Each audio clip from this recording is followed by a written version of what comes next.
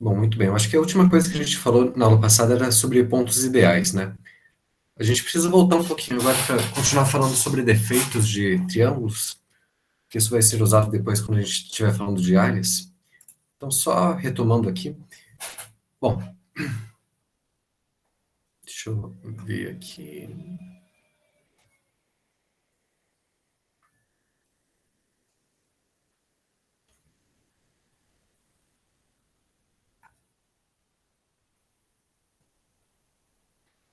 Certo. Bom, vamos só lembrar essa definição de defeito.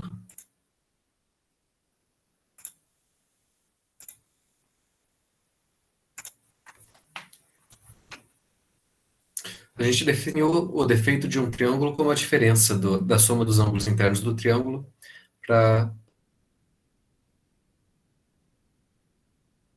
hiperbólica, se a gente tiver um triângulo aqui, ABC, a soma dos ângulos internos desse triângulo é sempre estritamente menor do que π radianos, do que 180 graus. Então, essa diferença de π para a soma dos ângulos internos do triângulo, a gente diz que é o defeito do triângulo. E a gente denota aí por esse símbolo delta. Então, o defeito do triângulo ABC e menos a soma desses ângulos aqui, de A, B e C. Bom, na verdade, a gente pode definir o defeito de um polígono qualquer, tá? Um polígono convexo qualquer. Por exemplo, se a gente tiver um quadrado não, né? Um quadrilátero, porque quadrados na geometria hiperbólica não existem. Como é que a gente define o defeito desse quadrilátero aqui? A diferença entre 2π e a soma dos ângulos internos? Isso aí. Porque na geometria plana, na geometria euclidiana, a gente sabe que a soma dos ângulos internos do quadrilátero é 2π, né? Que a gente pode dividir em dois triângulos. Enfim, então a diferença desse 2π para a soma dos ângulos internos aqui.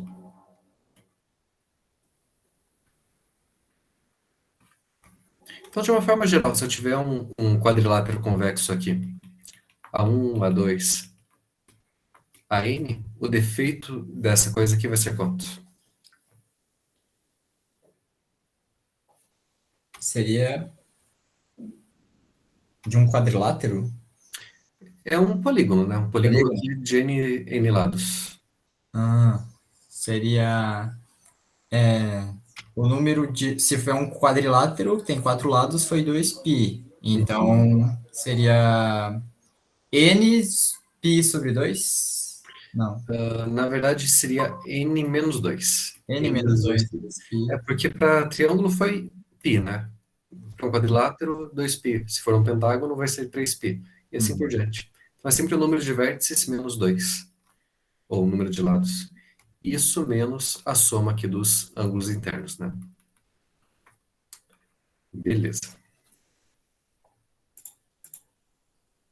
Bom, a gente viu na aula passada que o defeito do triângulo, ele tem uma propriedade aditiva, né?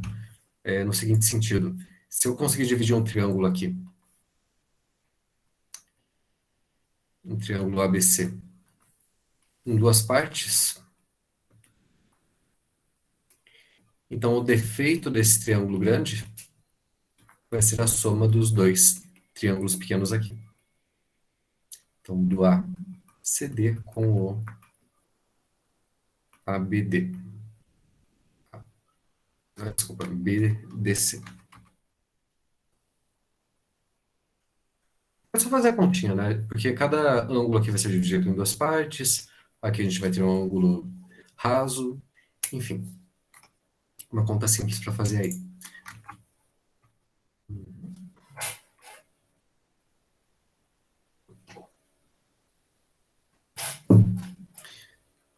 Bom, em particular, a gente tem a seguinte situação aqui. Se eu tiver um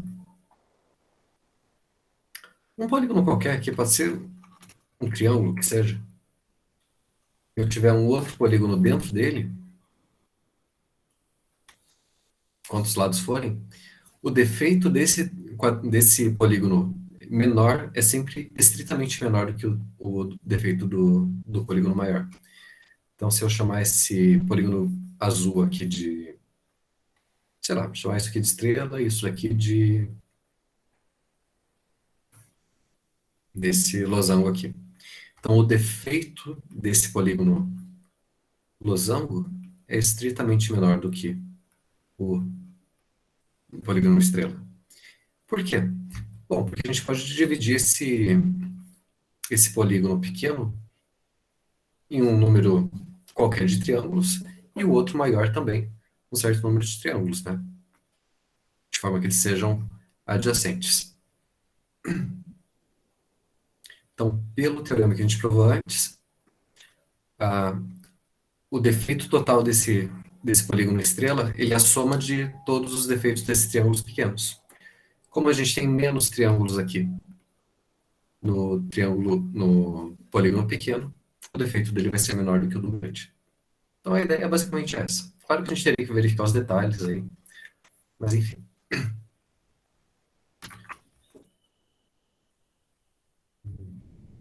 Tá muito bem. Bom, na aula passada a gente mostrou essa questão que o defeito ele pode ser menor do que qualquer número que a gente fixar, entre 0 e π, e maior do que qualquer outro número que a gente fixar também, né? Vamos só relembrar essa demonstração aqui rapidinho, que na verdade eu tinha anunciado que vale para qualquer número entre 0 e π, né? Mas na verdade a gente não provou isso ainda. A gente vai provar isso usando uma questão de continuidade da função, tá? Mas a gente precisa de outros resultados auxiliares ainda. Então, só para relembrar aqui.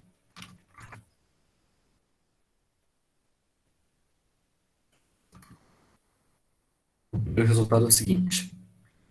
Se eu fixar qualquer número entre 0 e π, sempre tem um triângulo isósceles que tem um defeito menor do que esse número. Então, os defeitos possíveis, eles são números entre 0 e π, né? Qualquer triângulo que eu fixar aqui, a diferença da soma dos ângulos internos para π, vai ser um número entre 0 e π. Então, esse corolário está falando que se eu pegar qualquer número A, sempre vai ter um triângulo com defeito menor do que esse número A. Bom, e como é que a gente provou isso?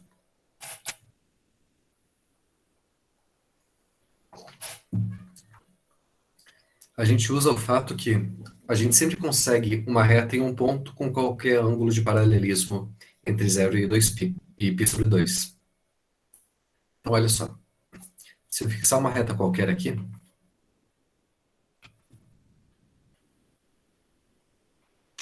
uma reta R, e um certo ângulo, entre 0 e π sobre 2, eu sempre consigo um ponto P fora dela, de forma que o ângulo de paralelismo seja qualquer número entre 0 e π sobre 2, certo?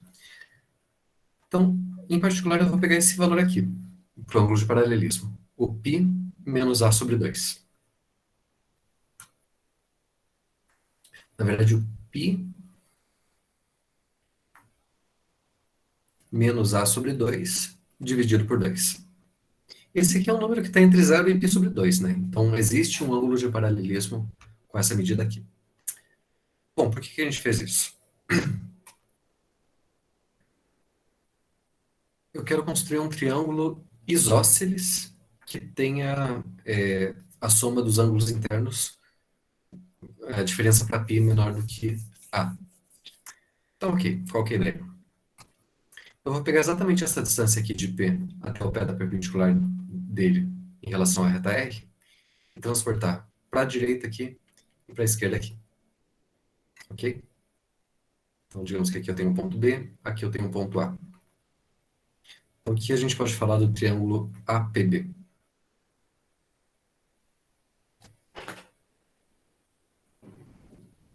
Triângulo APB, Isso, APB. ele é um triângulo isósceles. Isso mesmo. Porque esse triângulo APO e o POB são congruentes, né? Pelo caso lado, ângulo, lado, então este lado aqui vai ser congruente a este. E outra coisa, este ângulo aqui, ele vale quanto no máximo?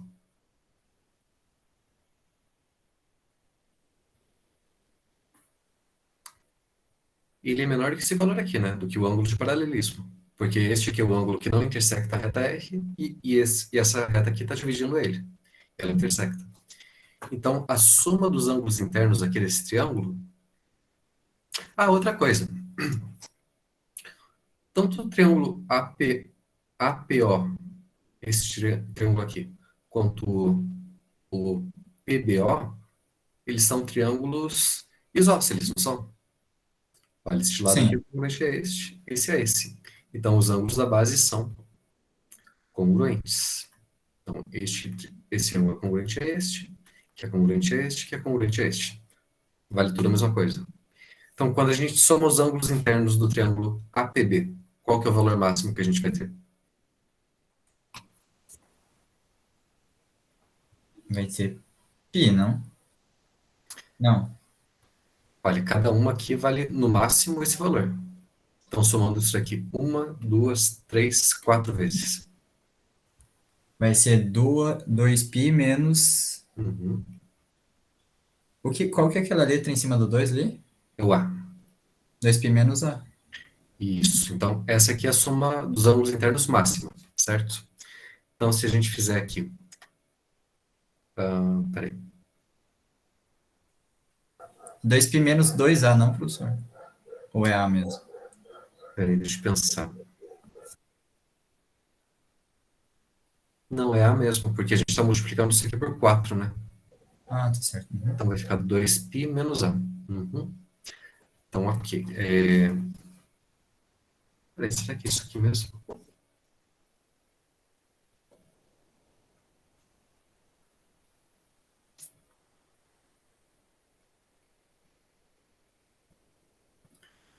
Ok.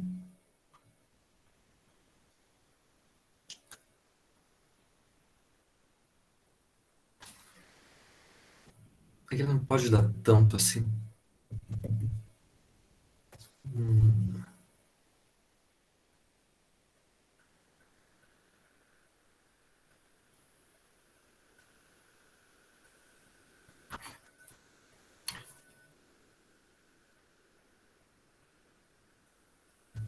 Tá, π menos A sobre 2. Deixa eu ver aqui de novo. Mas se está multiplicando por 4, professor, esse A aí, ele também teria que ser multiplicado por 4, daí dividido por 2 daria 2, né? Daí seria 2π menos 2A. Não, mas é que o 4 vai simplificar com o 2 de baixo, né? Aí ele vira 2 em Ah, é cima. que depois ainda tem que dividir de novo, né? Isso. Ah, tá. Tá, deixa eu ver aqui. Π menos A sobre 2.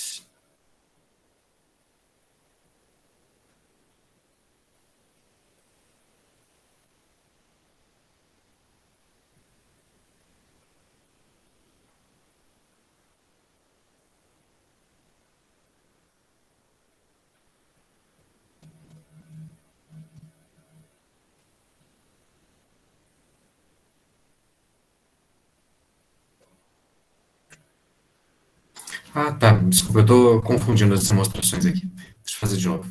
Na verdade, eu não quero um ângulo exatamente desse valor aqui. Eu quero de um outro. Tá, deixa eu fazer de novo. Olha só. Então, repetindo. A gente tinha uma reta. Essa reta R aqui. Peguei um ponto P com aquele ângulo de paralelismo π menos A sobre 2 dividido por 2. Tá, na verdade, a gente vai escolher um ângulo que é menor do que esse. Que daí eu tenho certeza que ele vai intersectar a reta R.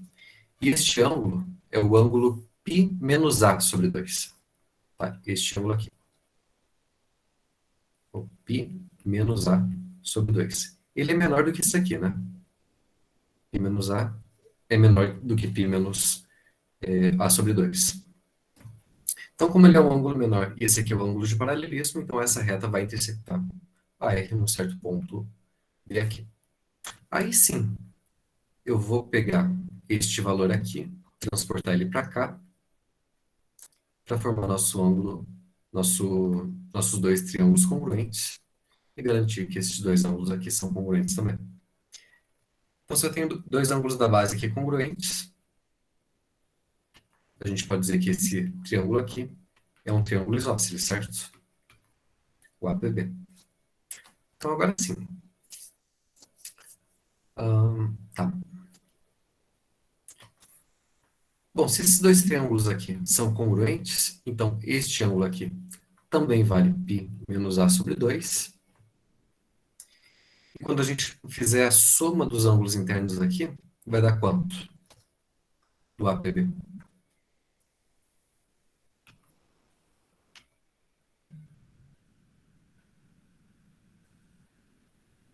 Olha, tem essa medida aqui, que é o π menos a sobre 2. Essa daqui, que é π menos a sobre 2.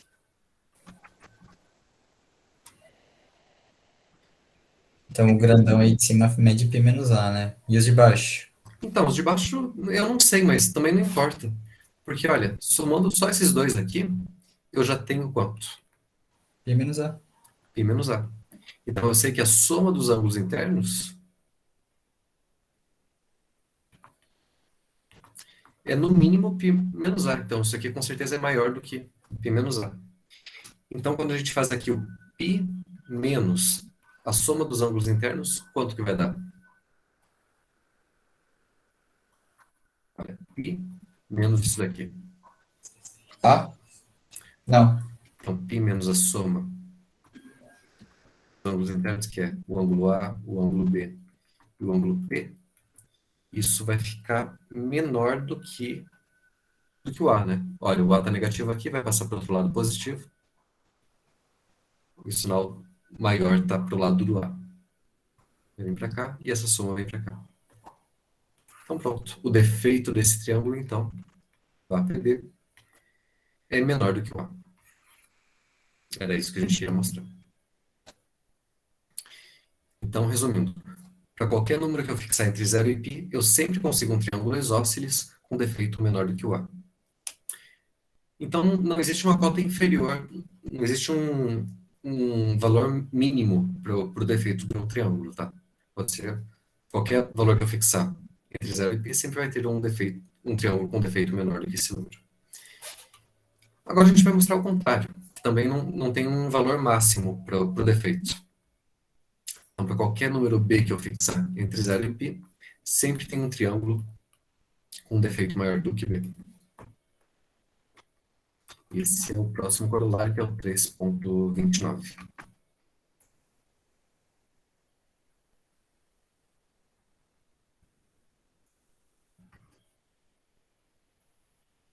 O número entre 0 e π sempre tem um triângulo isósceles com defeito maior do que esse número.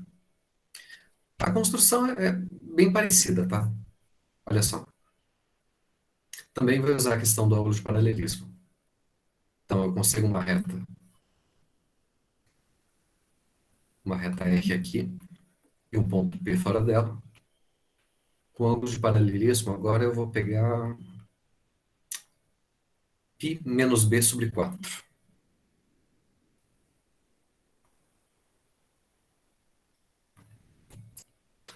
Agora sim, vamos fazer o seguinte. Vamos pegar essa distância, transportar ela para cá e para cá ao mesmo tempo. Então, vou pegar um ponto A aqui e um ponto B aqui.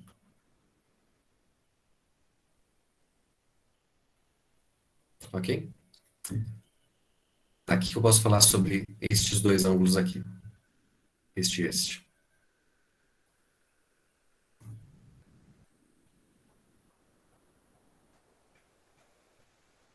Eles são congruentes?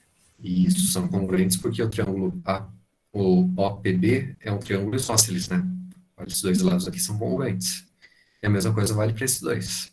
Este ângulo é congruente a este. E, na verdade, se vocês repararem, esses dois triângulos aqui eles são congruentes, né? Pelo caso lado, ângulo, lado.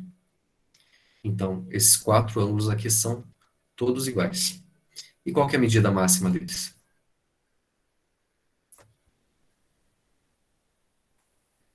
π menos b? Isso, quando a gente soma todos eles, vai ser no máximo π menos b, né? porque cada um deles vale no máximo π menos b sobre 4. Então, a soma dos ângulos aqui, o ângulo A, o ângulo B e o ângulo P, isso vai ser no máximo π menos b 4 vezes. Então, π menos b. Então, π menos a soma dos ângulos internos vai ser no máximo, quer dizer, vai ser pelo menos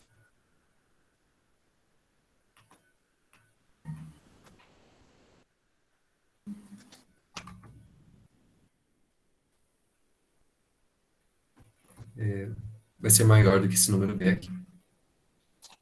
Ok? Então, ele está falando exatamente o contrário do outro corolário, né? Então, resumindo, se eu pegar qualquer número aqui entre 0 e π, qualquer número A, então eu sempre vou ter um triângulo isósceles com defeito menor do que A.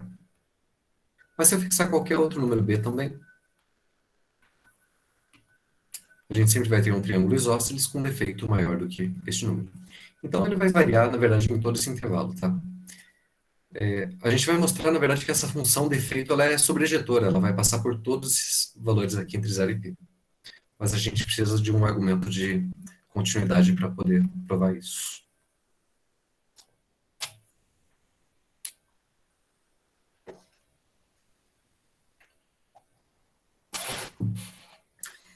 Essa história de continuidade, ela vai vir dessa proposição aqui. Um corolário dela, na verdade. Olha só. Bom, só lembrando, não sei se vocês vão lembrar lá de cálculo. O que significa dizer que uma função é contínua? Uma função definida no intervalo aqui. De AB até R. Se lembram o que significa isso? Eu sei o que significa, mas não sei dizer a definição. Então, a ideia básica da continuidade é que os pontos que são próximos um do outro dentro do domínio são levados em pontos próximos um do outro na imagem. Então, mais ou menos assim. Quando a gente diz que uma função é contínua, então, estou pensando que ela está definida aqui no intervalo AB.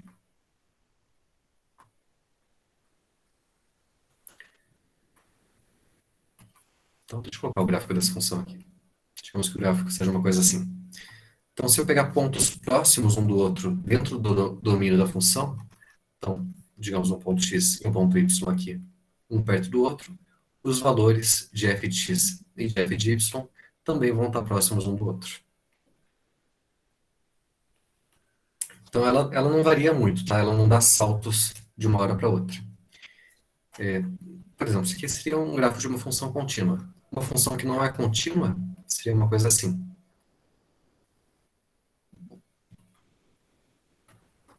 Digamos que ela esteja definida nesse intervalo AB. Ela vem daqui para cá e, de repente, ela dá um salto aqui nesse ponto. Esse aqui seria um ponto de descontinuidade, tá? Por quê? Porque se eu pegar pontos próximos um do outro, aqui numa vizinhança do ponto C, apesar da distância aqui ser pequena, a distância aqui de f de x vai estar aqui, o f de y vai estar aqui. Então, apesar dos pontos estarem próximos, as imagens deles estão distantes. Então, a gente define, na verdade, a continuidade da função num ponto assim. A gente diz que uma função f aqui, eu vou definir ela em toda reta, tá? É contínua. Um certo ponto A. Se acontece o seguinte, se para todo epsilon positivo, existe algum delta positivo, tal que para pontos x e y com uma distância pequena, ou melhor, desculpa, para um ponto x com uma distância pequena até o ponto A, então uma distância no máximo delta, a distância de f de x até o ponto f de A é pequena também. Então, as imagens da função ficam tão próximas quanto eu quero, desde que eu pegue pontos próximos do ponto A. essa é a ideia da continuidade. E é uma coisa bem parecida com essa que a gente vai provar daqui a pouco, tá? Que a função defeito é uma função contínua. Então, se eu vario pouco o tamanho dos lados do triângulo, o defeito vai variar pouco também. Ele não vai ter variação abrupta, igual acontece aqui.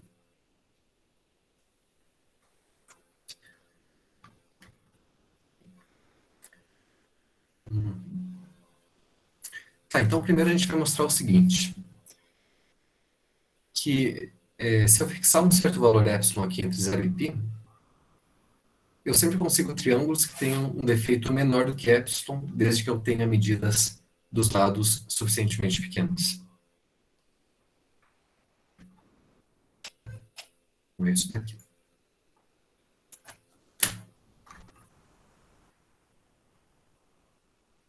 Então, para todo epsilon positivo, a gente consegue um eta positivo, tal que, se as medidas dos lados de ABC são menores que eta, então o defeito dele é menor que epsilon. Então, é o seguinte.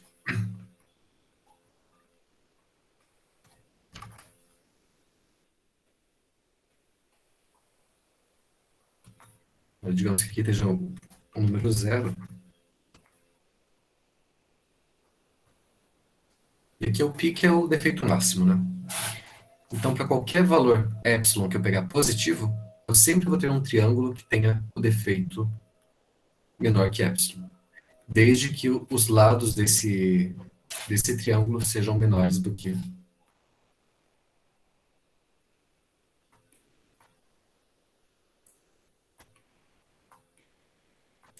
um certo valor eta positivo. Então, é bem parecido com a definição de continuidade, tá? Eu só estou mudando o delta lá da definição de continuidade para eta, porque eu já tenho outro delta aqui. Então, para não confundir as letras. Vamos ver como é que a gente prova isso.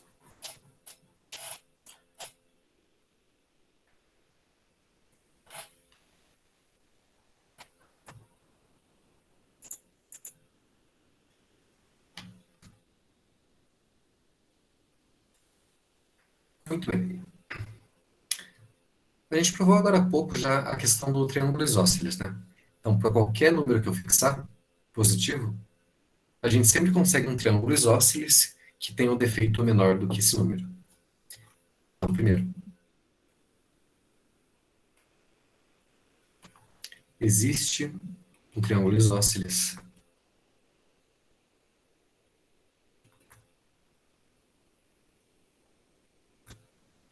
ABC com defeito menor que esse número epsilon.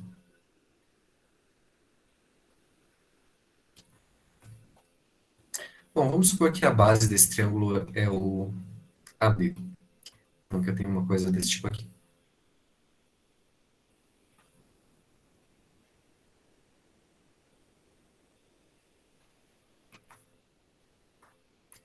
Aqui é ABC, este lado aqui, congruente a este, o defeito dele é menor que epsilon. Muito bem.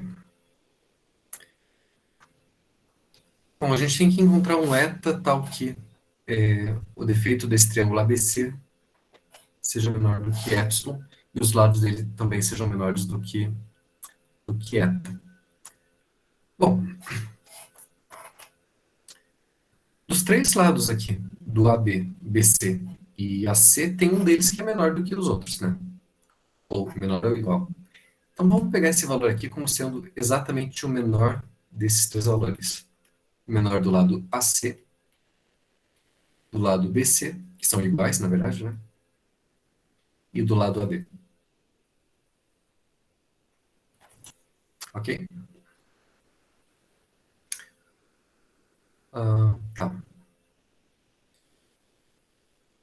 Então, digamos que, por exemplo, que o AC seja o menor lado. Então, eu vou construir, nesse caso, pegar um ponto D aqui, deste lado, de forma que este lado aqui seja congruente a este. Ok? Bom, se a gente usar a desigualdade triangular e tal, eu acabo concluindo que este lado aqui também tem que ser menor do que menor do que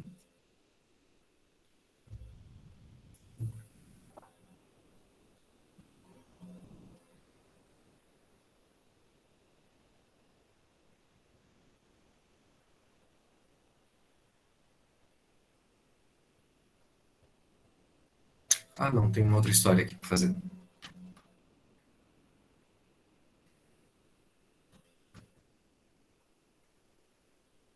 Aqui está meu triângulo ABC. Vamos construir, pegar um outro triângulo agora, que tem os três lados com a medida menor do que esse número aqui. Então, vou pegar um triângulo aqui, digamos, A', B' e C'.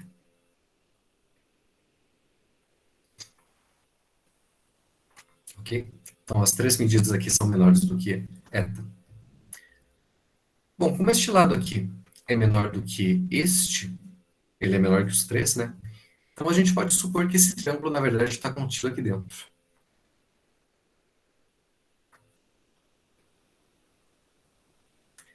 E também, só pegando o vértice aqui numa posição adequada, eu posso pensar que o pé da perpendicular aqui do ponto C em relação a AB coincide com o pé da perpendicular do ponto C' também.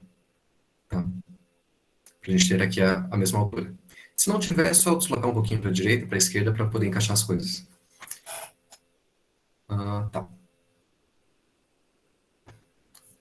Tá. Tem um outro detalhe aqui. Na verdade, o eta é o menor do que a metade desses valores aqui.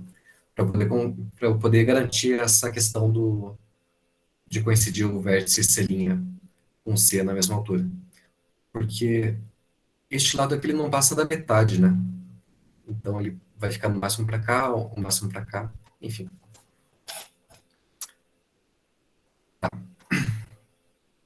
Então eu tenho um triângulo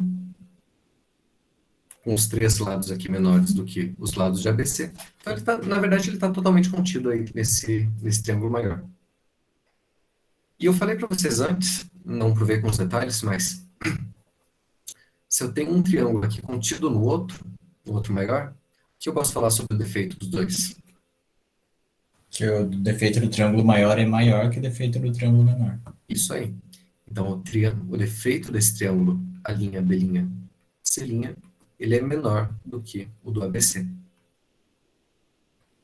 que já é menor que epsilon. Então, pronto. Então, a gente achou um triângulo aqui com todos os lados menores do que este valor e cujo defeito é menor que epsilon. Era isso que a gente queria, né? Então, para todo epsilon positivo, existe um eta positivo, tal que se as medidas do lado do triângulo ABC são menores que eta, então o defeito de ABC é menor que epsilon.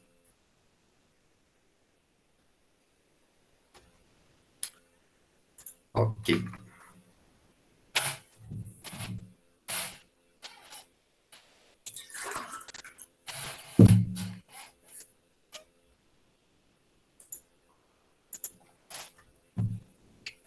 Só tem um detalhe aqui, né? Por que que esse triângulo está contido no outro? O que me garante que ele não vai fazer uma coisa desse tipo aqui, por exemplo?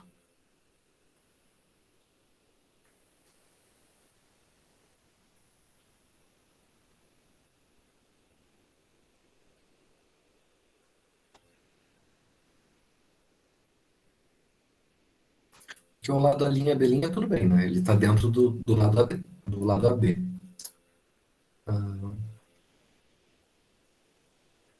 Por que que esses segmentos aqui não se cruzam?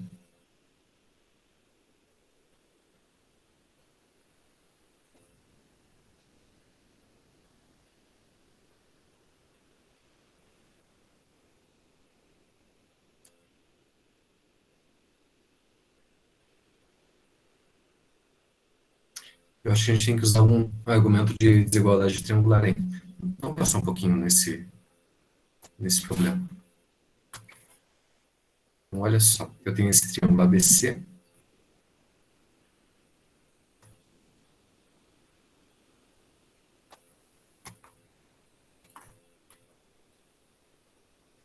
Bom, é um triângulo isósceles, né?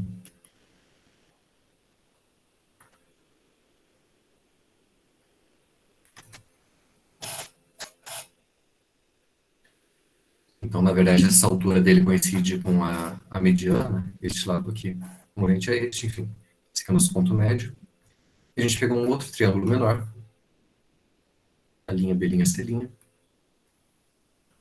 de forma que as medidas do lado aqui sejam todas menores que esse número aqui, que é metade do mínimo entre os três lados do ABC.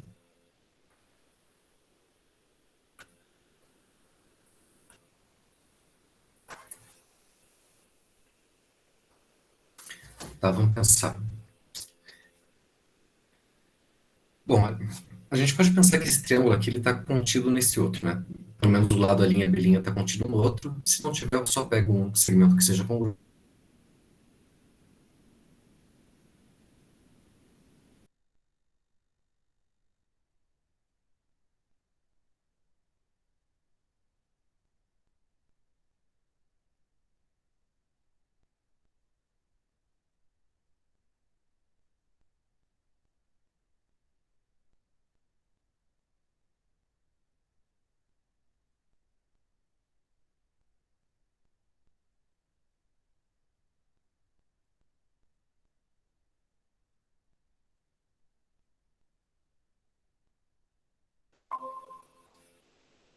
Tá, eu acho que deu uma caída aqui, né, pessoal? Deu uma travada. Tá, mas voltando então. Então, olha, a gente tem esse triângulo menor e eu quero encaixar ele dentro do maior. Tá, como é que a gente faz isso? Eu vou chamar de a linha aqui o pé da perpendicular do C' em relação à linha B'. Colocar ele aqui. Então, meu ponto, a linha, digamos, vai ficar aqui. O B' vai estar aqui. E o C', bom, eu sei que ele está nessa reta perpendicular em relação ao lado AB. Se ele estiver aqui dentro, aí tudo bem, né? Aí fechou, tem o meu triângulo aqui totalmente contido nesse triângulo maior. Minha dúvida é, por que que eu consigo garantir que ele está aqui dentro? Por que que ele não está aqui, por exemplo, neste ponto?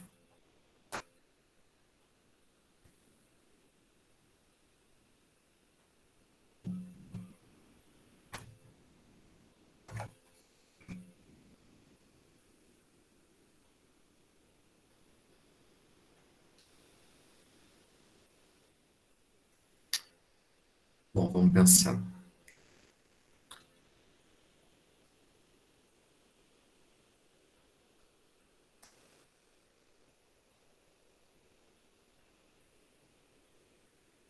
Digamos que ele estivesse aí fora.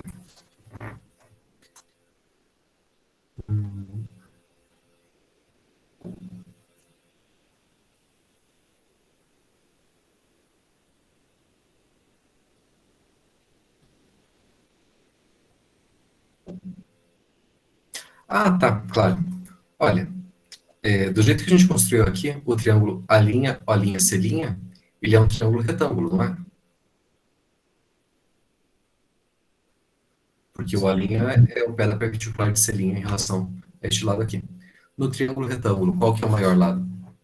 É hipotenusa. A hipotenusa, né? Então, este lado aqui é o maior lado. Então, ele com certeza vai ser maior do que este lado aqui, que é maior do que o lado, do que o lado MC.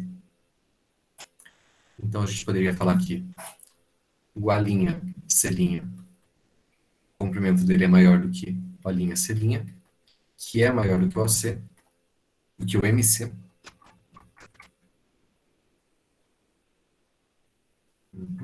Tá. E daí,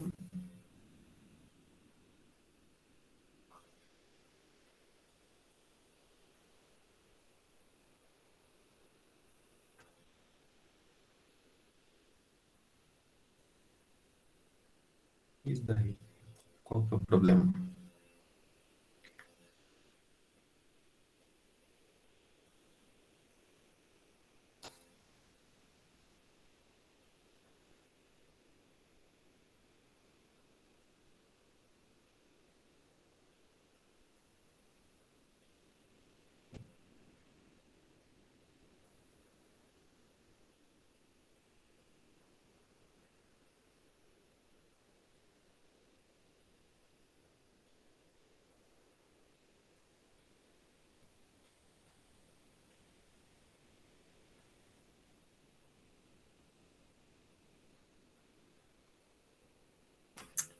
Tinha que usar uma coisa envolvendo isso aqui.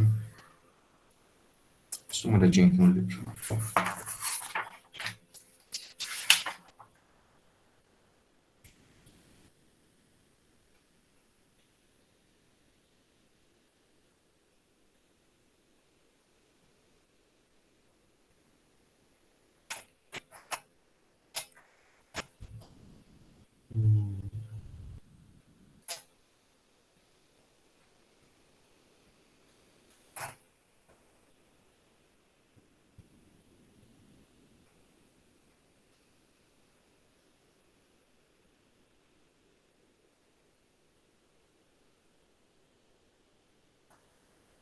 Deixa eu fazer um desenho melhor aqui.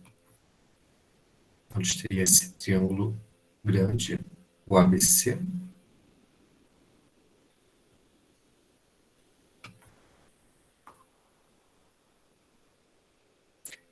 Teria que pegar esse pé da perpendicular aqui. Tem um ponto C'.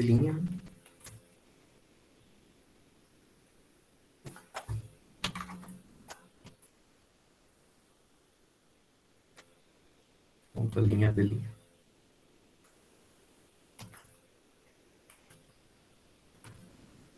E aqui um ângulo reto.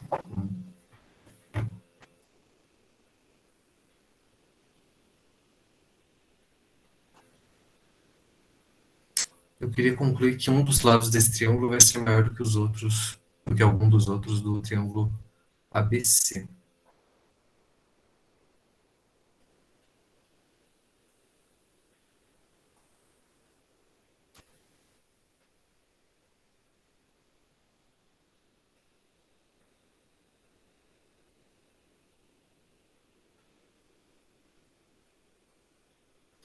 Bom, a gente pode pensar assim, este lado aqui, ele vai ser no máximo a soma dos outros dois, né?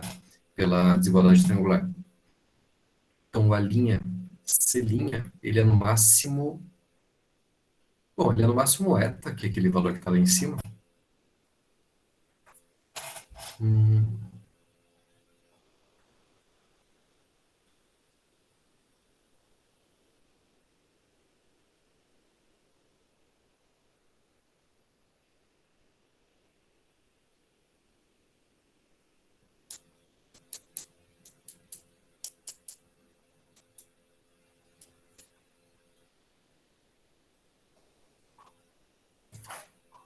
Não sei, vou ter que pensar um pouquinho nisso. Por que ele vai ter que estar aqui dentro?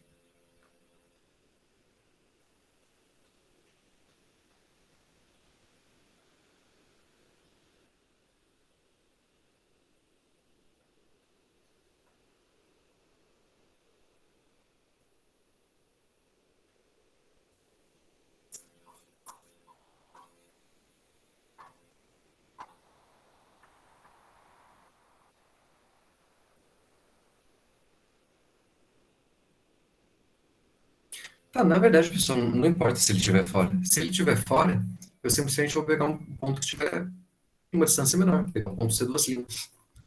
Aí, com certeza, essa distância aqui do AC duas linhas vai ser menor do que o AC'.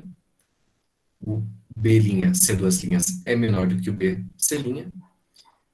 Então, todas elas vão ficar menor que esse número eta aqui. Então, de qualquer jeito, eu vou ter um triângulo contido no outro com os lados aí menores do que eta. E o defeito menor do que o epsilon. Então, na verdade, eu não posso garantir que o C' está aqui dentro, mas se ele não estiver, tudo bem. Eu pego um ponto inteiro. E ainda vai valer todas as propriedades. Ok. Então tá, pessoal, acho que deu o nosso tempo de hoje. Até daqui a pouco, então. Beleza, professor. Até daqui a pouco. Até. É, professor.